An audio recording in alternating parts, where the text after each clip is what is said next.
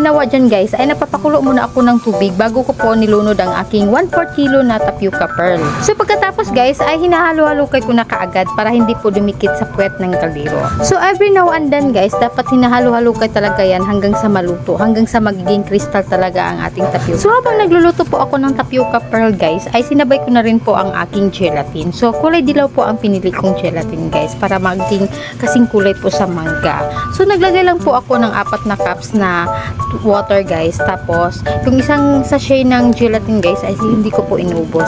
Balik kalahati lang ang ginagamit ko. At pagkatapos ay hinalo-halo ko na kaagad guys para naman sa ganun ay matunaw po talaga ang lahat ng gelatin bago ko po sinalang sa mainit na apoy. So eto na, sinalang na po siya at hintayin na lang po natin na kumulo po ang ating gelatins. Pag kumulo na po siya ay okay na, luto na po yan.